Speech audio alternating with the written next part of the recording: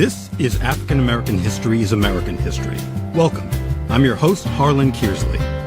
This program's goal is to foster understanding, promote discussion, and expand knowledge through stories of historical events, bios of unsung heroes, as well as timely and relevant news stories which hopefully will paint a vivid picture of the effects of segregation, discrimination, and bigotry on the lives of both blacks and whites.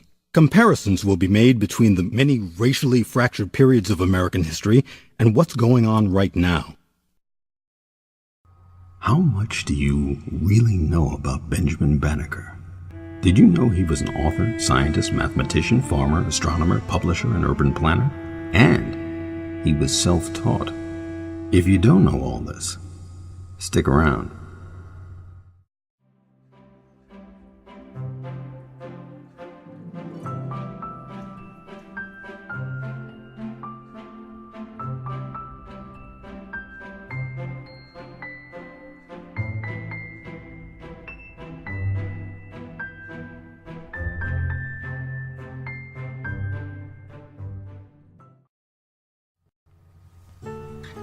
Benjamin Banneker was born in Baltimore County, Maryland on November 9, 1731. His father was a former slave and his mother a free woman. Young Benjamin had very little formal education and was largely self-taught. His maternal grandmother taught him to read and write, and for a very short time, he attended a small Quaker school. Have you ever driven around Washington, D.C.? You ever wonder how the street patterns were designed? Well, partly you have Benjamin Banneker to thank for that, though probably not so much if you're stuck in traffic. In January of 1791, a French-American military engineer named Pierre Charles L'Enfant, friends just called him Peter, had prepared the initial plans for a future capital city which would become the District of Columbia. However, in March of 1792, President George Washington fired L'Enfant because of his insistence on micromanaging every aspect of the city's planning, which resulted in heated conflicts with the three commissioners that Washington appointed to supervise the capital's construction. So, Peter was out, and at the request of then Secretary of State Thomas Jefferson, Major Andrew Ellicott, a U.S. surveyor who had helped map many of the territories west of the Appalachians, was in. Ellicott served as a teacher in survey methods for Meriwether Lewis of Lewis and Clark fame. Ellicott had worked with L'Enfant surveying the city, so he was up to speed and able to complete the plans. Though Ellicott made revisions to the original plans, L'Enfant is still credited with the overall design of the city. Many of those changes, including the capital district, were suggested by Ellicott's assistant, Benjamin Banneker.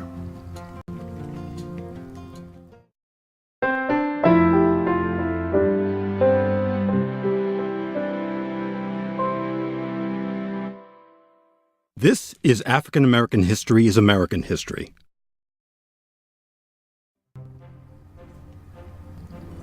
Most people are unaware of just how brilliant Benjamin Banneker was. As a young man, he constructed an irrigation system for the family farm. After his father died, he continued to run the farm for years, cultivating a booming business selling tobacco. And in his free time, he built a wooden clock that was said to have kept accurate time and ran for more than 50 years until his death. Benjamin Banneker loved looking up at the stars, so naturally he taught himself astronomy. He accurately forecasted lunar and solar eclipses. Benjamin Banneker's knowledge of astronomy helped him author a commercially successful series of almanacs. Between 1792 and 1797, these handbooks included his own astronomical calculations, as well as opinion pieces, literature, medical and tidal information. He also published information on bees and calculated the cycle of the 17-year locust. On August 19, 1791, Banneker wrote a letter to Secretary of State Thomas Jefferson. Now, in that letter, he expressed the need for justice for African Americans, both free and enslaved. Banneker accused Jefferson of being hypocritical professing his loathing for the system of slavery with one hand while violently oppressing his own slaves with the other. To help drive this point home, Banneker shrewdly quoted Jefferson's own language from the Declaration of Independence, and he also included a copy of his almanac. Now that's salesmanship. Baltimore County, Maryland, August 19, 1791. Sir, I am fully sensible of the greatness of that freedom which I take with you on the present occasion, a liberty which seemed to me scarcely allowable when I reflected on that distinguished and dignified station in which you stand, and the almost general prejudice and prepossession which is so prevalent in the world against those of my complexion. I suppose it is a truth too well attested to you to need a proof here, that we are a race of beings who have long labored under the abuse and censure of the world, that we have long been looked upon with an eye of contempt, and that we have long been considered rather as brutish than human, and scarcely capable of mental endowments. Sir, I hope I may safely admit, in consequence of that report which hath reached me, that you are a man far less inflexible in sentiments of this nature than many others, that you are measurably friendly and well disposed towards us, and that you are willing and ready to lend your aid and assistance to our relief from those many distresses and numerous calamities to which we are reduced.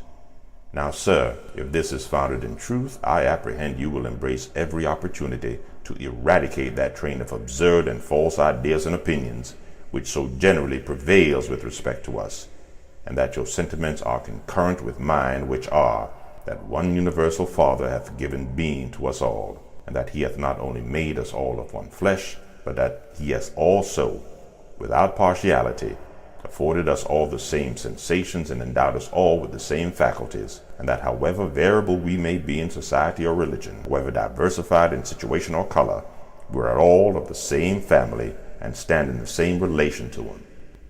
This, sir, was a time when you clearly saw into the injustice of the state of slavery, and in which you had just apprehensions of the horrors of his condition. It was now that your abhorrence thereof was so excited that you publicly held forth this true and invaluable doctrine, which is worthy to be recorded and remembered in all succeeding ages. We hold these truths to be self-evident, that all men are created equal, that they are endowed by their Creator with certain unalienable rights, and that among these are life, liberty, and the pursuit of happiness.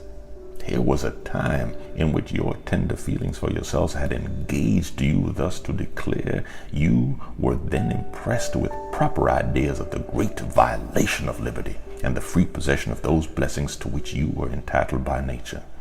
But, sir, how pitiable is it to reflect that although you were so fully convinced of the benevolence of the Father of mankind, and of his equal and impartial distribution of these rights and privileges which he hath conferred upon them, that you should at the same time counteract his mercies, in detaining by fraud and violence so numerous a part of my brethren under groaning captivity and cruel oppression, that you should at the same time be found guilty of that most criminal act which you professedly detested in others with respect to yourselves. I suppose that your knowledge of the situation of my brethren is too extensive to need a recital here, neither shall I presume to prescribe methods by which they may be relieved, otherwise than by recommending to you and all others to wean yourselves from those narrow prejudices which you have imbibed with respect to them, and as Job proposed to his friends, put your soul in their soul's stead. Thus shall your hearts be enlarged with kindness and benevolence towards them, and thus shall you need neither the direction of myself or others in what manner to proceed herein. And now, sir, although my sympathy and affection for my brethren hath caused my enlargement thus far, I ardently hope that your candor and generosity will plead with you in my behalf, when I make known to you that it was not originally my design, but having taken up my pen in order to direct to you, as a present, a copy of an almanac, which I have calculated for the succeeding year, which I hope I have accomplished with correctness and accuracy, a copy of which I have taken the liberty to direct to you, and which I humbly request you will favorably receive. And although you may have the opportunity of perusing it after its publication, Yet I choose to send it to you in manuscript previous thereto, that thereby you might not only have an early inspection, but that you might also view it in my own handwriting. And now, sir, I shall conclude and subscribe myself with the most profound respect. Your most obedient humble servant, Benjamin Banneker.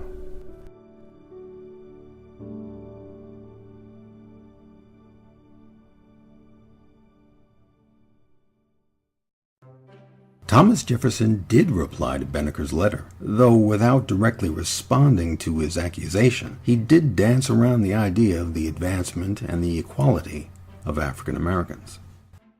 Thomas Jefferson, Philadelphia, August 30, 1791. Sir, I thank you sincerely for your letter of the 19th, and for the almanac it contained. Nobody wishes more than I do to see such proofs as you exhibit that nature has given to our black brethren talents equal to those of the other colors of men, and that the appearance of a want of them is owing merely to the degraded condition of their existence, both in Africa and America. I can add with truth that nobody wishes more ardently to see a good system commenced for raising the condition both of their body and mind to what it ought to be, as fast as the imbecility of their present existence and other circumstances which cannot be neglected will admit. I have taken the liberty of sending your almanac to Monsieur de Condorcet, Secretary of the Academy of Sciences at Paris and member of the Philanthropic Society, because I considered it as a document to which your whole color had a right for their justification against the doubts which have been entertained of them. I am, with great esteem, sir, your most obedient, humble servant, Thomas Jefferson. Benjamin Banneker never married. Because of declining sales, his 1797 almanacs were the last that printers ever published. After selling much of his home site to nearby neighbor Andrew Ellicott and others, he died in his log cabin 9 years later, on October 9th, 1806, exactly 1 month before his 75th birthday.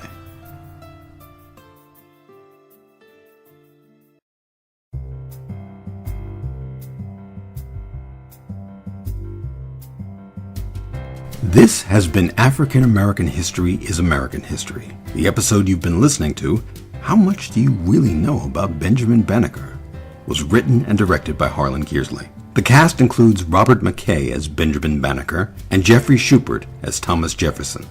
I'm Harlan Kearsley, and on behalf of everyone here at African American History is American History, thank you for listening. And if you haven't done so, please take a moment to subscribe to African American History is American History. You'll be notified as soon as new episodes are posted. Thanks again.